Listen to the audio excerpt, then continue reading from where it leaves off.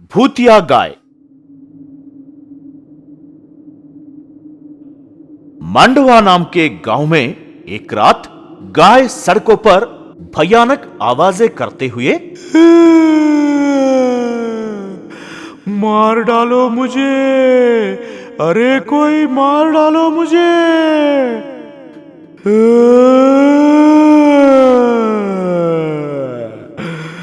मार डालो मुझे, चिल्लाते हुए घूम रही थी। लोगों को समझ नहीं आया कि यह कौन बोल रहा है और डर के मारे खिड़कियों से झांक कर देखने लगे। वहां गाय को बोलते हुए देखकर और भी भयभीत हो गए। देखते ही देखते सुबह हो गई और गाय भी गायब हो गई। अगले दिन सुबह गांव वाले आपस में, बाप रे बाप, रात को गाय का बात करना तो बिल्कुल ही अजीब था और ऊपर से खुद को मार डालने को कह रही थी। लगता है हमारे गांव पर किसी बुरी आत्मा का साया मंडरा रहा है। सोचने पर ही डर लगने लगा है। बातें करने लगे। उस दिन रात का समय हुआ। सबकी आंखों में डर दिखने लगा। आज भी गाय आएगी और पता नहीं क्या कहेगी, सोचकर भयभीत होने लगे। आधी रात हो गई, कोई भी आवाजें नहीं हुई। गांव वाले तो और भी डर गए।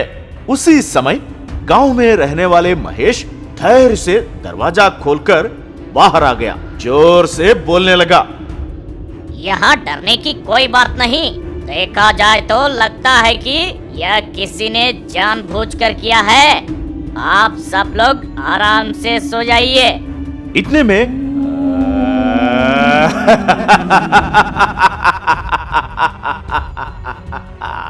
जोर जोर से हंसने की आवाज आई और अचानक से गाय उसके सामने प्रत्यक्ष हुई।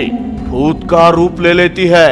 आओ आओ आओ, मेरी भूख मिटाओ। नहीं नहीं, मुझे मत मारो। तुम गाय हो या भूत? तुम्हारे जैसे लोगों का ही इंतजार कर रहा हूँ। तुझे मार खाऊंगा। मुझे मत मारो, कृपया दया करो, मुझे मत मारो। कह रहा था कि भूतनी उसे निगल जाती है। इस घटना को देख गांव वालों के हाथ पांव कांप उठे डर के मारे। अगले दिन वह तो गाय नहीं, उसमें भूत है। महेश को किस तरह निगल लिया सोचने पर हाथ पांव कांप रहे हैं। क्या पता आगे और करने वाली है। हमें संभल कर रहना पड़ेगा। अंधेरा होने से पहले ही घर पहुंचना बेहतर है। आपस में बातचीत कर रातों को बाहर निकलना ही बंद कर दिए। उस दिन रात साधारण गाय का रूप लेकर भूतनी चिल्लाने लगी।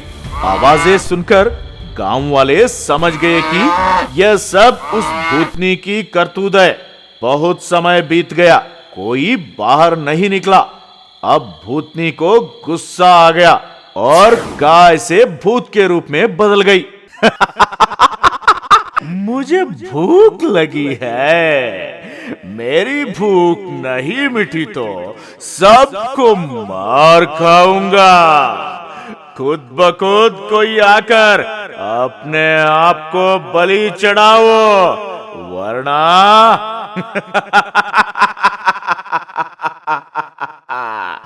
आओ आओ आओ, मेरी भूख मिटाओ। उसकी बातें सुनकर लोगों को कुछ सूझ नहीं रहा था। बहुत देर हो गई लेकिन कोई बाहर ना निकला। अब देखो तुम सबका हाल क्या करता हूँ, कहते हुए घर की छत पर आग लगा दी। आग फैलने की वजह से घर के लोग बाहर की ओर भाग आए। तब भूतनी ने मेरा कहना नहीं माना तो देखा मैं तुम्हारा क्या हाल कर सकता हूँ। आओ आओ आओ, बैठाओ। कहते हुए जो जो मिला उन सबको निगलने लगी। इस तरह दिन ब दिन भूतनी के हरकतों से तंग आकर भूतनी से बचने का उपाय पूछने और सलाह मशवरा करने गांव के मुखिया के पास गए।